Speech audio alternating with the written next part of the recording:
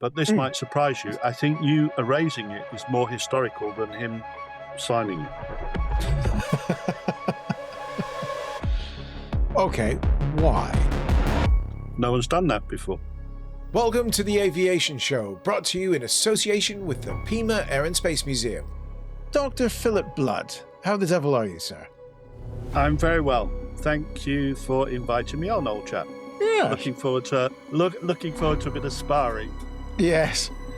Well, ladies and gentlemen, welcome to Erasing History Part 2.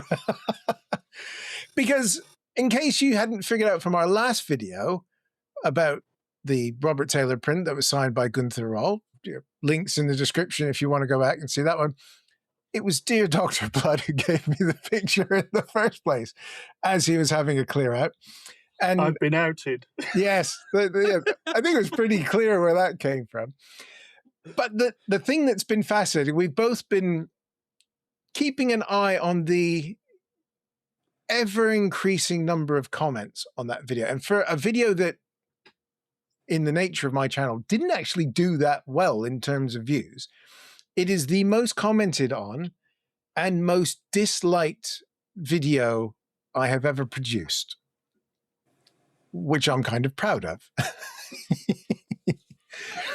So let's kick this off by asking you, a historian of Germany, a pertinent question. Is an autograph historic or history? Well, it depends when you're using the autograph, in my opinion. If we step back and just say, why did I buy those pictures? Just to give people a background. Okay. Yes, that's the better question. In the 1980s, I was, for a better word for it, I was an aircraft fan running around air shows. And I went to an air show at Mildenhall in 1980, and there were all these prints of airplanes, and I was fascinated in the quality of the paintwork. The fact that you could have Vulcans and Phantoms taking off, and you'd be at an air show, and the paint, the style of painting by Robert Taylor, I thought was particularly good, and I quite liked them.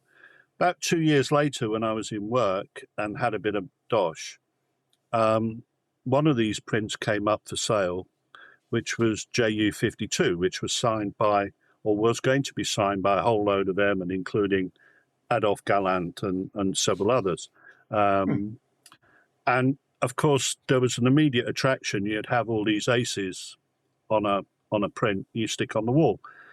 I, for my sins, went for 4. I bought Hartmann's, which is him shooting down a Sturmovik, I think, which I immediately gave to an old friend of mine who'd been my closest friend since we went to college together. And I gave it to him for his 21st birthday. And I had 3 then. One was Gunther Rall, the one that you erased. one of our prints is missing, I think, was my treat. Yeah, oh yeah. There it is there. It's now a roll. I'm sure Yeah. it was in a glass piece last time I saw it. Anyway, joking aside. And then there was a second one called Abbeville Boys, which is Galland taking off with his 109s. And because I have a great fascination for the 109, the German Messerschmitt Bf 109, it tended to be that all 4 prints were 109s. I wasn't buying any old aircraft. I just happened to like the way Robert Taylor had painted these pictures. And of course, in the process of buying these prints, I got to meet some of these men who I found when I first met them. You know that story, you never meet your heroes. Well, they weren't heroes. I was fascinated in them. But they were pretty dull. Dull in the sense that they didn't want to talk about too much stuff. They'd talk about stuff that they wanted to talk about. They didn't want to talk about the stuff that you wanted to talk about. It was a time when there were a lot of aviation heroes and aces all floating around. One of the ones that was most popular at that time was Douglas Bader. And Bader, of course, was always entertaining German aircrew, and he was always being seen with Gallant. And there was a leftover from the film Battle of Britain when the two of them were together. And then there was a Stanford relationship. And so you got this impression that these men were knights in the clouds. And so at the time, I wasn't a historian. I'd done history at university, but I hadn't done research history, and I hadn't decided to go forward to writing any major work on the Luftwaffe. And it just so happened, round about 1992, 93, when I was thinking about becoming an academic PhD student, the anniversary of the Battle of Britain, El Alamein, and Kursk, and then D-Day was coming on for their 50th anniversary. So all of these people were around again, but we recirculated within the social media, if you like, at the time. And I remember going to the Battle of Britain celebrations and setting the video recorder. I remember, the old tape recorder thing, and setting it so that I could capture Raymond Baxter, who was flying in the Lancaster with the Battle of Britain memorial flight. And I was down below with a whole load of veterans from the Battle of Britain squadrons. And Foxley Norris, I think, I can't remember his name, he was leading the march of the veterans. And it was a fantastic atmosphere. And in the middle of all of these stories that you're hearing about, shooting down this Fokker and that Fokker and every other Fokker, there was this there was this comment which said, and I was it just left me cold. And this veteran just said, they were cunts. And as you feel, when do you know what I mean? You get that sense. It was such a shock. I felt odd. And a little bit later, I went down to another session where they were selling pictures, and it was Johnny Johnson. And he was a bit of a miserable bugger, but I quite liked Johnny Johnson because he would tell the other story, which was, I missed the Battle of Britain, but I get a Battle of Britain medal, which I didn't want. And I didn't like the Nazis. I didn't like the Germans. I still don't like the Nazis. I still don't like the Germans. And why am I giving this talk with all these horrible German aces everywhere when we shot them all down? And I thought, that's a very interesting observation, because he was distancing himself from the Barder crowd and the Stanford Tuck crowd. And at the same time, he was making it very clear he did not like the Germans. And he was still fighting them in his mind. And I thought, I want to look at it a little bit more. And of course, once I started my research and I started to meet German veterans, I started to hear these interesting stories. And one was, you may or may not know, I met Henry Mettleman, because living in the Guildford area, he worked as a gardener in one of the public schools. And he would come to events and we'd be talking. And one day I gave a talk about Third Reich institutions for the University of the Third Age. And this is why I was doing my PhD with Richard Holmes. And Henry came up to me and he said, no one's really looked at the Luftwaffe, but they were as bad as everybody else. Yeah. When I started to do the research, and as you know, I studied counterinsurgency operations and fighting the partisans and the resistance and Nazi Bandenbekämpfung and all of that stuff, it struck me as odd that the two organizations that were so influential in planning and making things happen and working together and cooperation, especially in operations, was the Luftwaffe and the SS. So as I delved into more, I then found, obviously, the records which led to me writing Birds of Prey. And by the time I got to the point where we went to the Natural History Museum in Berlin, and we found these newspapers, which were the hunting journals from the First and Second World War. And the Second World War one, I mean, literally, we opened the page and there was Adolf Garland boasting about his hunting expedition in a forest in the Russian East where mass murders had taken place. And it struck me as odd because the thing that he wanted to talk about was he came into a fight with 3 partisans, shot one of them, and he was more worried about his stag, which he'd shot, than the 3 partisans. And of course, no conversation about the mass killing of the Jews. So when I read back Garland's book, The First and the Last, or whatever it's called, there was obviously, wherever you look, there's no reference to his East, and there's no real depth to his what's life like in Goering's headquarters. There's a lot of tosh, really, and I found it very interesting that having he committed that hunt just before he was promoted to General of Fighters. Then he's sent off to Goering's headquarters. He would have been in the headquarters when all of what was going on in Erasure was taking place. And that relationship between Goering's chief hunter, Walter Frevert, and Goering and Mulders, who was the other famous fighter pilot who was big into hunting, and Goering, they would have all known each other, like, very deeply. Having done all this work, and Birds of Prey was out, it had already gone through the process of changing my attitude towards the Luftwaffe. So by the time I got to the end of Birds of Prey and the book was out, my whole attitude had changed and shifted from when I first bought those prints in Yeovilton or Milden or wherever it was in the 1980s. And I'd gone through a process.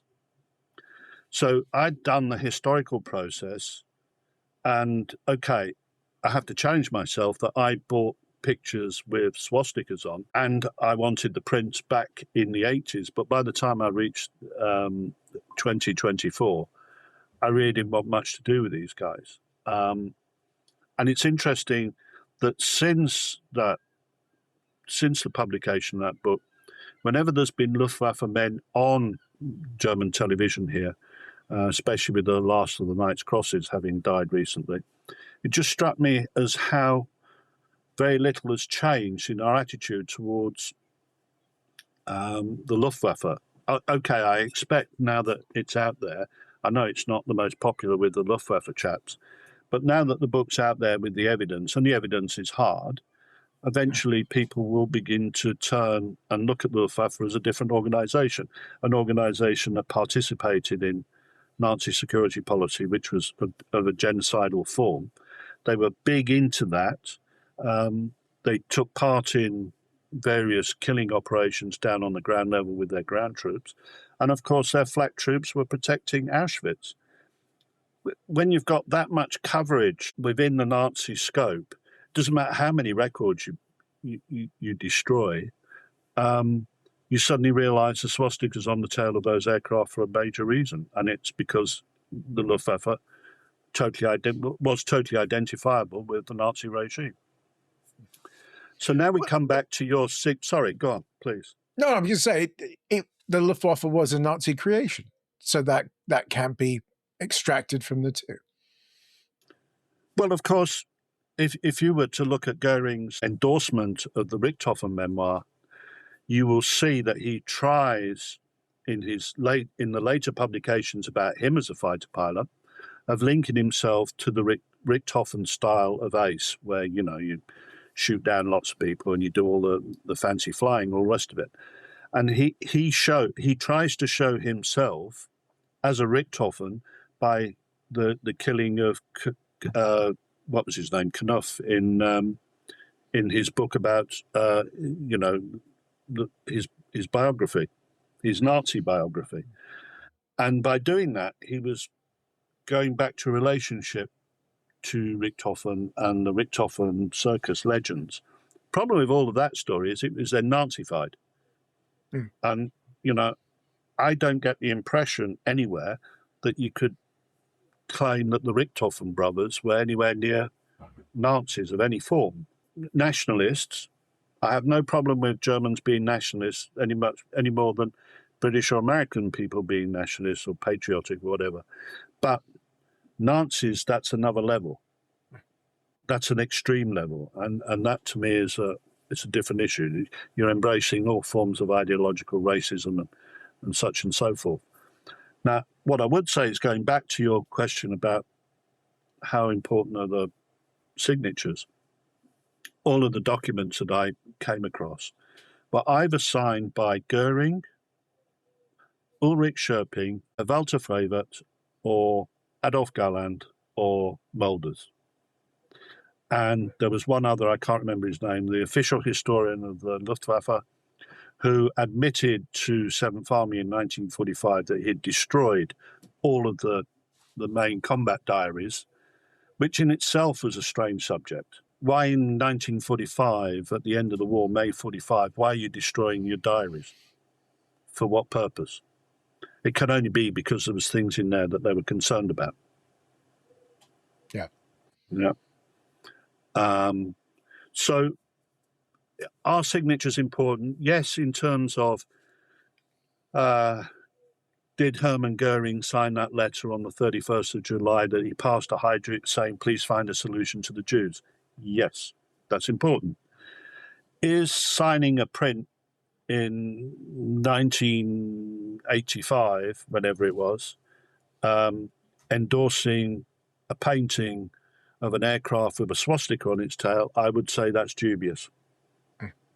If he'd have put a cross through the swastika and said, I object to that, signed Gunther Rall, then that would have been a historical moment. But he didn't. He signed a print of a German aircraft, a 190, I think, Focke-Wulf 190, in the skies, doing that kind of nights in the sky thing. Nice gold color, very rich. He signed that with the swastika on the aircraft, very clearly reimagining his Luftwaffe past and endorsing his Luftwaffe past. And we know in his memoirs he was a great hunter, that he got his medals from the Führer and from Hermann Goering, and he went hunting on Goering's lands. You don't get to hunt prime stags on Rominton lands, the royal stags of the old Prussian royal family, if you haven't done something politically acceptable. And that links them all. That links all of them, whether it's Joachim Mausay, Hartmann, all of them. They all went there. Funny enough, the one who didn't was Rudel, but he was an odd chap. He'd rather have a glass of milk, apparently. I suppose in talking about signing the paintings as well, this might be a strange question, but if it was a one-off, would that change things? He signed 1,250 prints of Swan Song. Would just signing one perhaps be seen as a one-off, even if you hadn't scribbled out the swastika, in your opinion?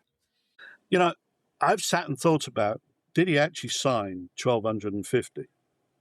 Because you start thinking about it. There's Hartmann with his 300, and he's got 1,500 on multiple prints.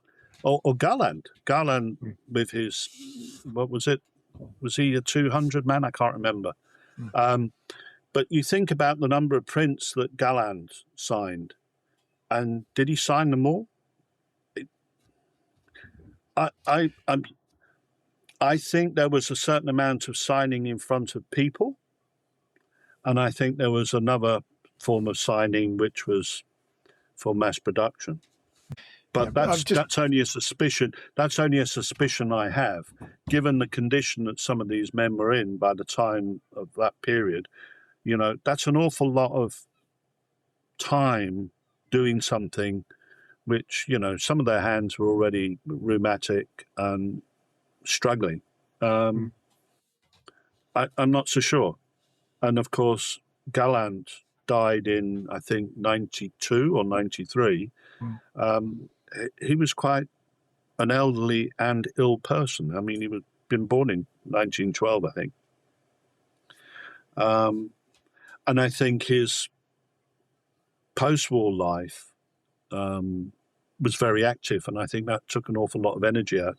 especially with him trying to go around showing that the Luftwaffe was not a Nazi organisation, which was bizarre because you'd tell one load of people one story and then tell the counter to the story to another load of people, hoping that two would never meet. And when they did, it was a bit of a confusion, you know, like that flight of squadrons. He told the Americans he liked to tell the British that he'd asked for a squadron of Spitfires. And he told the Americans, nah, it was all a load of bollocks. Well, okay, fine, it's bollocks.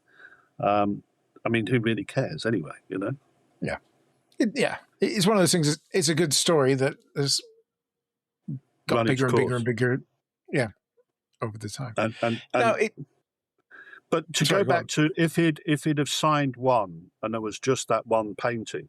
So the original painting is painted in ink or blood or whatever on that one painting. I would say, personally, it's even less historical. Okay. Why? Well, who's going to have that painting? Because it's not going to be hung in a national exhibition. So it's only going to go into a private collection. And who gives a toss?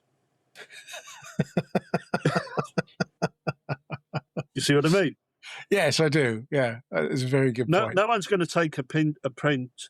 No one's going to take a painting of Adolf Galland flying around in a Bf 109 and put it in the National Gallery in England or put it in the German National Gallery in Berlin. So it can only go to a private person who will have commissioned it, and then it's lost, like so many of these things. And I understand collectors, and remember, I was one. I collected a whole load of prints because I thought it was interesting. Having an opportunity to meet these people, which it proved not to be, and I thought it was interesting having those prints because I like the way Robert Taylor does his work. I think you've kept the Mustangs. I do. I literally put it up on the wall today. Well, you see, I hung that up when I was writing the Aachen book because that's taken almost from just down the road from where I am, with these little rivers that lead into the main river at Liège. So you have all these little river valleys, and as far as I understand it, the American Air Force were flying these sorties through these river valleys. And I look at that picture, the chateaus are like that, or these local castles in Belgium. And you can just imagine the Mustangs flying over them. And I'd have loved to have seen that, and perhaps even like to have listened to the American lads talking about it. But the focus with Taylor, the value of Taylor, has always constantly been in the German prints. And, you know, Gunther Rall, I think, was £100 when I bought it. In 85. But whenever it was, yeah. And what's it worth now? 1,200 or something stupid. I mean, it's a ridiculous game. And someone said to me, "Well, why are you giving these things away?" Well, I said, as I said to you when you asked, I don't want them on my walls anymore. B, I don't find them particularly interesting anymore. And I've moved on. In any case, my walls now are going to have pictures of other things on, you know, steam engines and things. So you move on, you get older, you get wiser.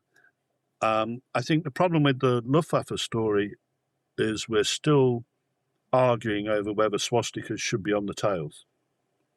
We still haven't moved on from that. And until we move on from that, the history is always going to be problematical. And the academics are going to say one thing and the populace are going to say on the other, and the two sides are never going to meet. Considering the reaction that that video got for Rall's signature, morbid curiosity makes me wonder if you'd given me the Abbeville Boys and I'd rubbed out Adolf Galland's signature, I'm pretty sure people would have hunted me down by now for that one. Because if that's the reaction for Rall, who's not nearly as famous as Galland, it's Thanks for not giving me that one. That's very kind of you. Well, okay. I mean, there's 7 or 8 of them on JU-52. JG52. JG52, yeah. It's the Abbeville Boys is worth I've just done a quick Google, is worth more than the Rall one, which makes sense. But and how much is JG52? Let's have sorry, just a second. I'll close the window. Almost certainly stupid money these days. Almost certainly. By Robert Taylor. This is there we go, Abbeville Boys. So let's see. In the States, $1,400. There's one on eBay for 400 quid. Which is only signed by one of them. Yeah, so that one's that. Yeah, so 1,400. Yeah, so that's I think you'll find there was a second printing, and they're not quite the same. But if you've got the one with all of the airmen on, it's quite a significant difference. Yeah, so Aces High in the States has their publisher's proof one, which is signed by 5 iconic Luftwaffe aces for $1,395, which is Gallant, Stuck, Hanyo Hermann, Hugo Bosch, and Hans Eckert Bob. So there we are. So that's what, 100, 300, 400, and 450 victories odd between them.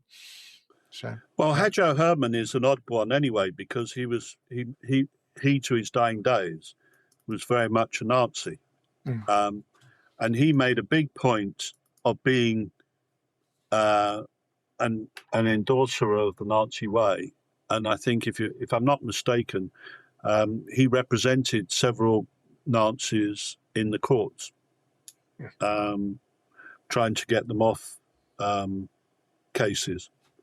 So his record is pretty dodgy on its own. If you are an aviation buff and in the southwestern United States, visiting the Pima Air and Space Museum has to be top of your list. Not only are there over 400 aircraft there, but there are some unique types like the Sophia Airborne Observatory that made incredible discoveries during its service with NASA, and you can tour to see what those amazing scientists did when they gazed into the night sky and turned theoretical thinking into scientific reality.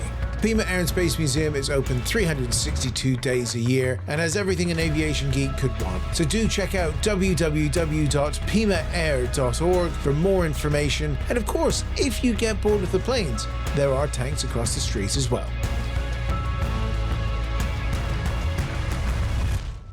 It's interesting looking back at these chaps, because one of the comments that stood out to me, even before the video was live, it had gone out to the Patreon people, and someone had commented on that one saying that what I'd done was an abomination. They hadn't seen the video, they hadn't seen the reasoning, and then spent a whole paragraph talking about how proud they were of their Rudel print.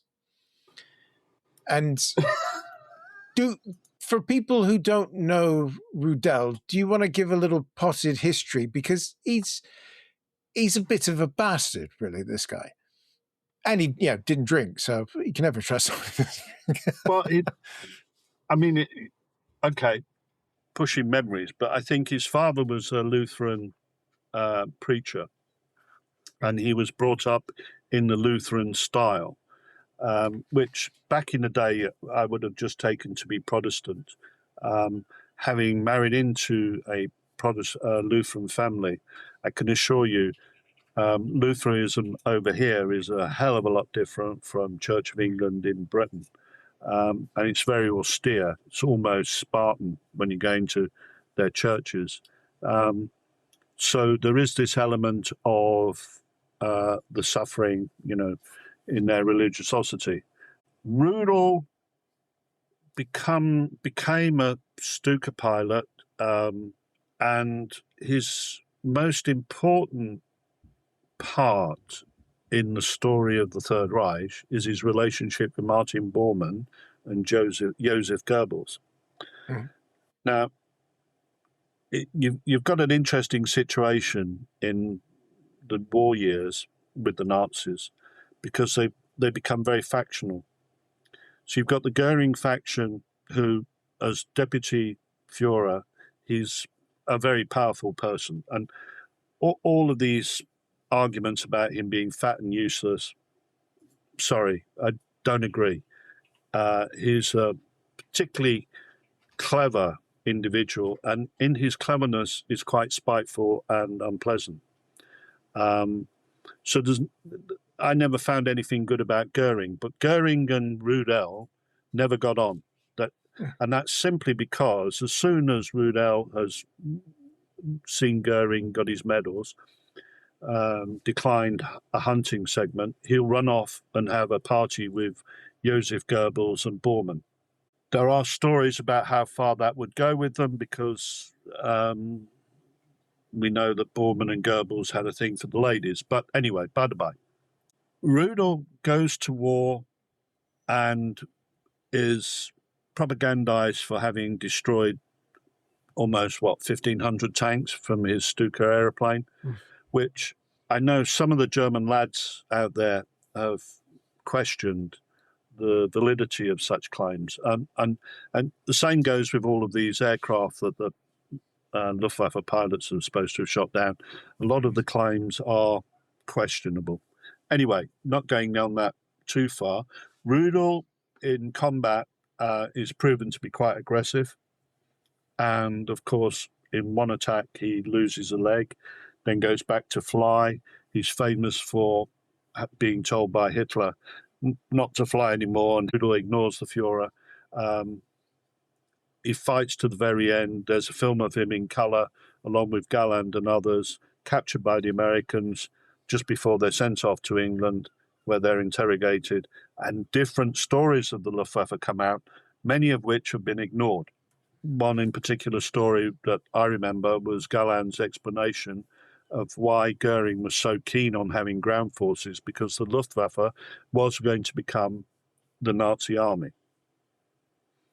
So you'd have had the SS running the Staatsschutz, the State Defense Corporation, a bit like the internal troops in America, and the main fighting troops were going to be the Luftwaffe, and the Luftwaffe was developing an air mobile capability, which they tried a couple of times in Holland, in France and Belgium in 1940, and in Norway, and a little bit later at Crete.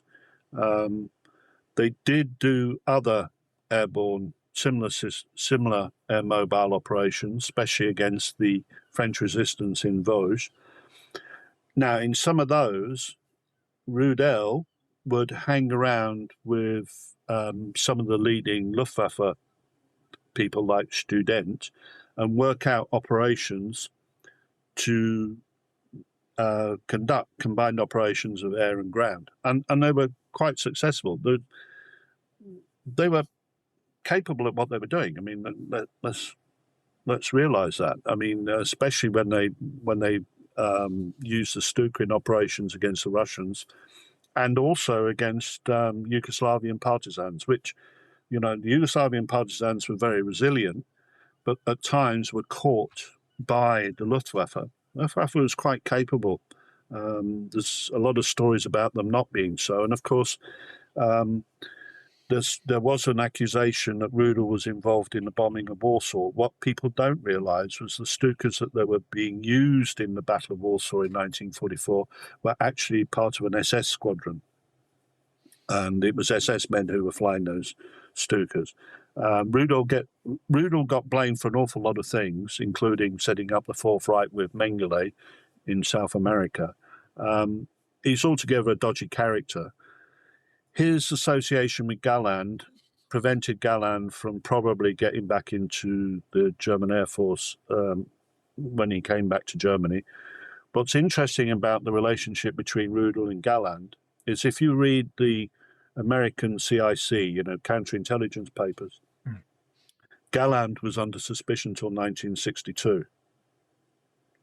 All the time he was in Germany. And he was being followed around all the time and shadowed. He was under suspicion throughout that period. Once he was too old for service in the Bundeswehr. it seems they dropped off and just let him get on with it. But he was seen hanging around with people like Otto Rehmer. Rehmer was the Großdeutschland battalion commander who was involved in suppressing the Stauffenberg operation and ordered the execution of many of those who took part in the Hitler Putsch. Rehmer and Rudel and Galland would often talk about things. Rehmer went off to become a right-wing politician of sorts. Rudel dabbled.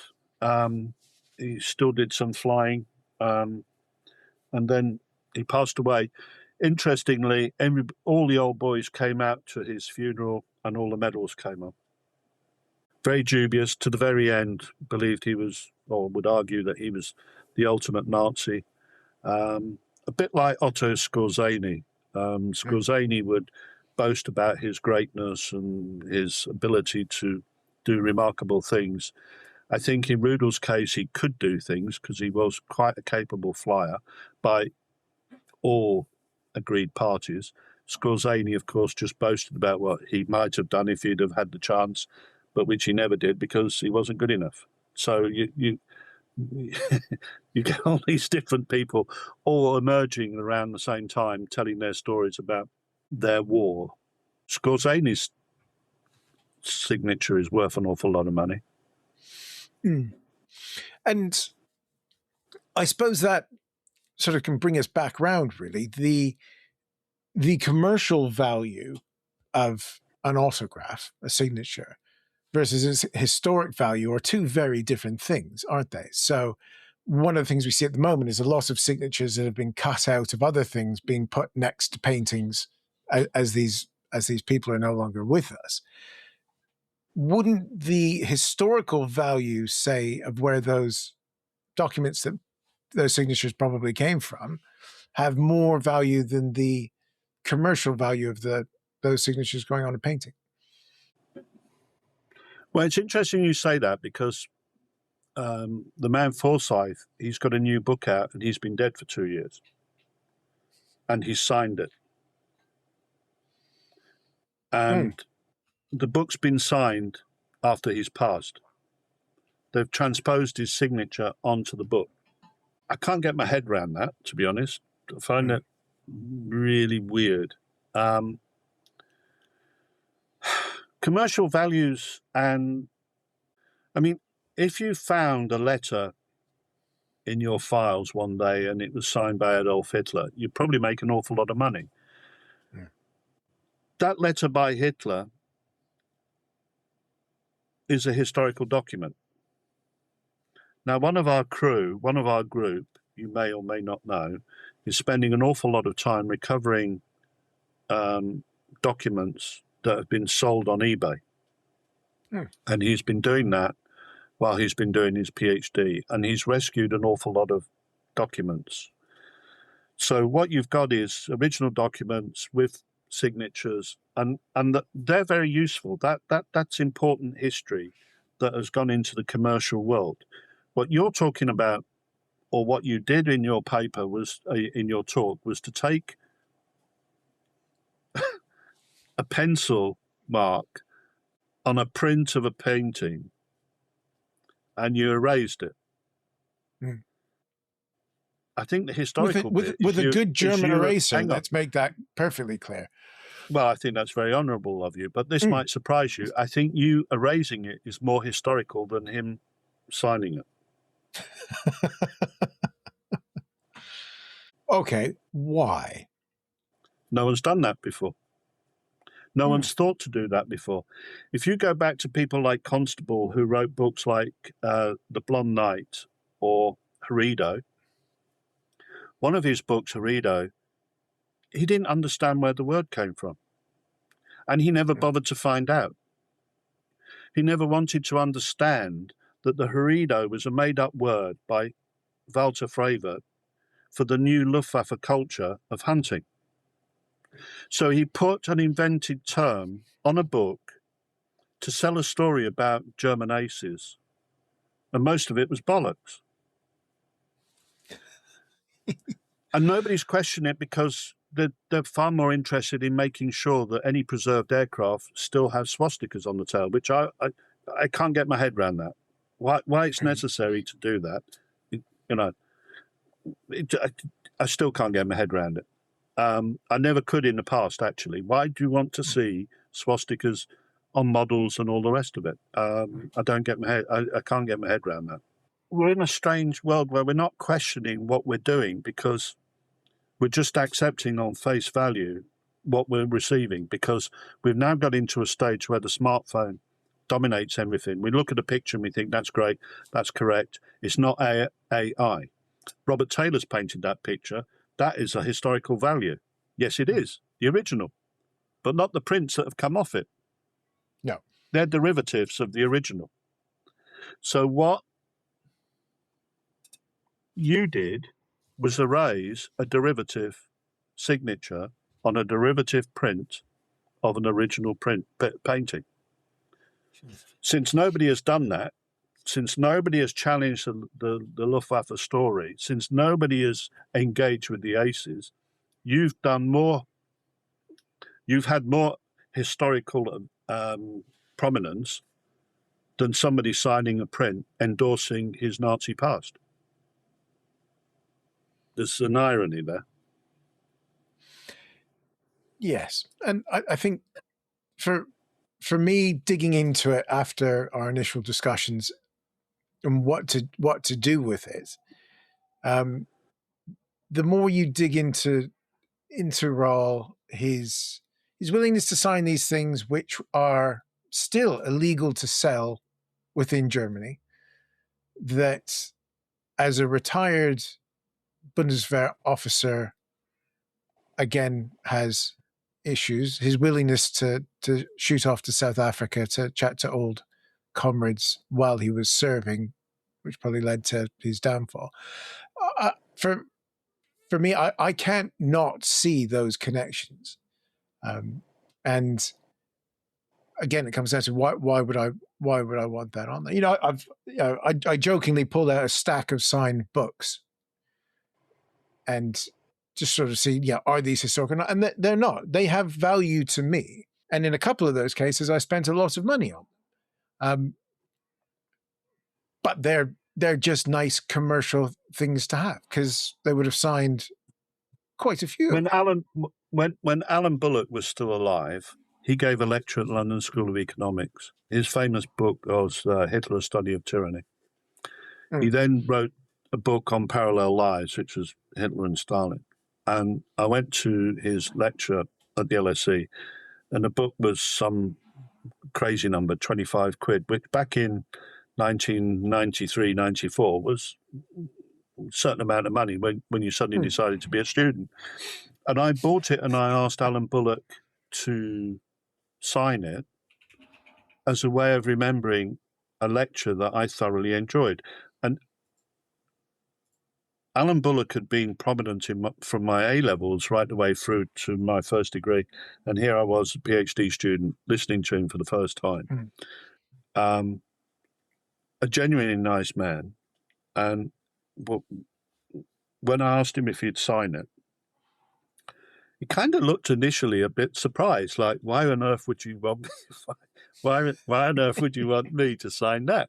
And he brought a few copies, and it wasn't like everybody was fighting over. It was just that moment, this old Englishman.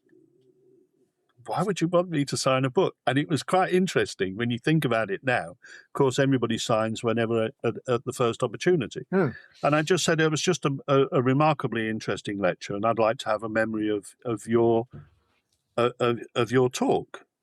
And he just gladly signed it with the author's best wishes. That's all you need. And so I've kept that book. Okay, I've got rid of, in the last couple of weeks, a lot of books because I'm downsizing everywhere with a view to a different direction in life and what have you. And that would be one of the books that I would keep. Yeah. Quite right, yeah. Similarly, with Sir Paul Bryan, who was Winston Churchill's chief whip for a while, he got the MC fighting in Italy. And he was for a while when I was working in the insurance world, He, as a managing director on the board, he was my non-executive director mentor. And he signed his book to me. And I've kept that. But I don't view them as historical books. They're history books. They're books with history in. But I wouldn't say that because Alan Bullock and Sir Paul Bryan have signed these books that they are now historically worth something. No, the content's worth something. The fact that somebody signed a book is neither here nor there. And the same goes with the picture. What struck me as interesting, though, was not just the fact that you could erase it so easily, was that once it was gone, it made no difference to the picture.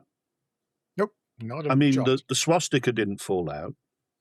The aircraft didn't dissolve. The page didn't boil or something, dramatic happened. It just became what it was, which was a print of an original, which had been signed by some old bloke. The interesting thing is, if the Luftwaffe had been challenged much earlier by scholars and academics and authors, would we ever have got to a situation where these aces were going to be asked for stuff to be, monogrammed? Because if I'm not mistaken, there isn't so much of that going on with, pictures of Waffen-SS divisions fighting in Russia. No. I mean, there's a story about Carius, who became a chemist after the war, the Tiger tank commander. He signed a few things, books and odds and sods. But there was no big deal about that. All of this story is very much something that emerged in the 70s, almost from the moment the film Battle of Britain was made. There's a mystique that has been created since the 60s, 80s, onwards for this sort of thing. Because I don't think, you wander around the RAF club and they have some incredible paintings. Most of them, I would think, are well later than. So the Frank Wooten stuff was mid 60s, I think. It was around the 20th anniversary of Battle of Britain, 20th anniversary of things, 100th anniversary of the RAF. That's when a lot of that stuff, or the 75th anniversary of the RAF, got commissioned, wasn't it? So it is a relatively new phenomenon. And these paintings, I say, nodding up at the two I have on the wall here, seem to be sought after in different ways. And when it comes to, the Whitman thing is interesting in that I could never in a million years dream of going and laying a rock on a man like that's grave or leaving a little model Tiger tank. And yet people constantly do. This idea that you would want to honor people like that, I can't get my head around. But granted, I'm in the minority based upon the comments on the video last time, and the ones we're probably going to get on this one. It's interesting that people aren't shrouding their views anymore, which I have found quite surprising. And for the record, I've left all the comments on there except the many that were anti-Semitic, and they were all nuked, and ones that used more than one profanity in a sentence, because I thought, come on, chaps, you can do better. And they seem to be almost entirely men, and lots of people who are quite open to question my sexuality because I erased a signature on a painting. So fill your boots, people. See, I mean, you raised the question of anti-Semitism, and of course, one of the problems here with the Luftwaffe is the story has been that there's been no substantial proof.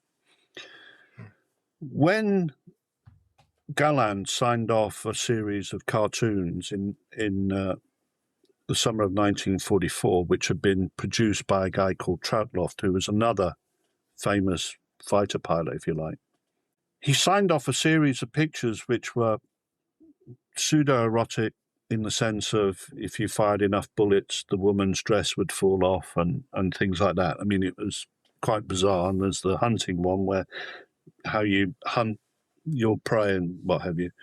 But there's one which I took my eye immediately, and that was it was about how you approach a flight of flying fortresses. And in the corner, the airman is warned to remember what this war is about. And it was a caricature of a Jew with a bag of gold. Mm. Now, Galland had signed up for that. Mm. Now, none of that is in any of the records. And funny enough, I was listening to somebody talking about having interviewed a German airman. And in the conversation, they were talking about the Eastern Front, and this German had shot down a Russian airman, and the Russian was brought into the headquarters. They spoke for a second, and then the guy was taken away. The Russian airman was taken away. At no point in that conversation did anybody say, well, why didn't you have a drink with him like Bader and Galland in the West, or Stanford Tuck and Galland in the West? Why was there no similar camaraderie relationship between the German flyers and the Russian flyers? And that comes down to ideological war. And in the mind of the Nazis and the Luftwaffe especially, it's a war against Jewish Bolshevism. And I found examples of that in discussion of a killing site which the Luftwaffe found in 1944 in the East, where they had discovered that the Russians had killed a whole load of Polish officers. Mm. This is not the main site of Katyn. This is another site, Vinnytsia. And the Luftwaffe airmen were saying, well, this is where the SS killed Jews and partisans. Like, well, it's every day, isn't it? That's what we do. Mm. And again, when in speaking to several veterans, many of them said, well, the Luftwaffe were doing this just as much as anybody else. What I don't understand is why, even today, anybody can write a book without challenging that relationship of the Luftwaffe and the National Socialist nation. And it seems the more you look, the more you can find. The problem is people don't want to find because they'd rather have this story that somehow the Luftwaffe are these noble knights in the air, and they never were. They weren't during the Spanish Civil War. They weren't during the time leading up to the war in 1939. They were not especially active in preventing army colleagues from being murdered by the SS in the Night of the Long Knives. They were very, very part of what was going on. And then ultimately, you only have to look at what happened with the ejector seat story and the high-pressure tests, which were held at Dachau. They were using Jews in the high-pressure tests literally to the point of killing them by taking the pressures up to such a level. And they were using Jews in the ejector seat tests. Well, when life's expendable and you can do that, well, there you go. And of course, I made the point in Birds of Prey that when all of the heroes were hunting, when Matador was being killed in 1942, that morning, Himmler told Goering that the process of the final solution was going to move into the industrial phase. So, for me, many of the Luftwaffe men, the museum in Munich, have all focused on this great moment when Matador is killed by Goering, goes up into a high seat and shoots him. What's forgotten is what that triggered. That sacrifice of that great animal was to precede the destruction of Jewry in Germany and Europe. Mm. That's pretty vile. Yeah. And people still tell me, Goering's good to animals because he likes to save them. Well, That's bollocks too, because he'd go up into a high stand and shoot any animal that went past.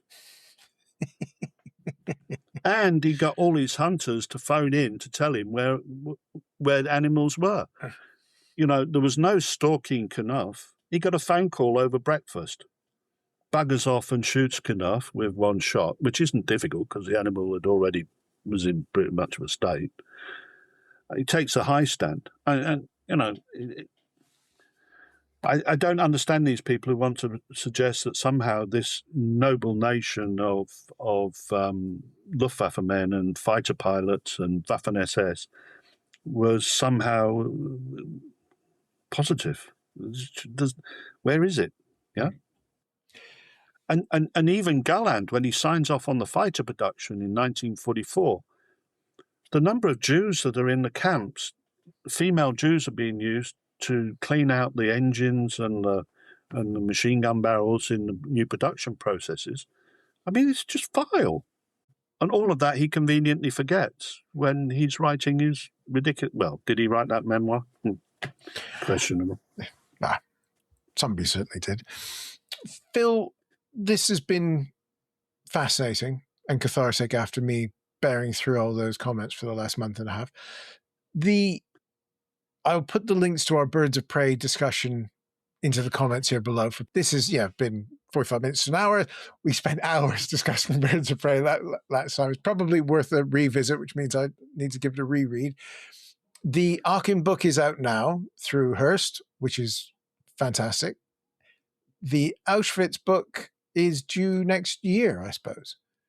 It will be now. I've been somewhat delayed by my mother, who's back in England, struggling to get an apartment. It's really not easy, and it's even harder for elderly people, especially when her main partner now, my father, is in a care home with Alzheimer's. So it's been pretty tough. But I've got a draft manuscript. It's just now sitting down and working it through, and it will be about the origins of Auschwitz and the nature of systems, how systems develop, especially in ideological frameworks. Another one will make me highly popular in certain areas because it involves the foresters, the hunters, the army, and more. And Africa. And Poland and forests and the green movement. Like I said, I will not be popular. Well, I'm looking forward to that. And you're in town next week, so we'll go for a beer. That makes things Hope so. A lot easier. Hope so. Super. So, Dr. Blood, it is always a pleasure, sir. Thank you very much for having me on. Thank you for making me as unpopular as ever with erasing signatures. I blame you for dragging me down to your level. That's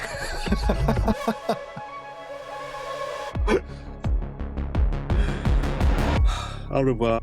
I'd like to say thanks to all of our fantastic supporters over on Patreon. If you head over to our Patreon page, you can join the fun from just £3 a month, plus a bit of VAT, get your name in these very credits, and get all the episodes ad-free and early as soon as I get the edit finished.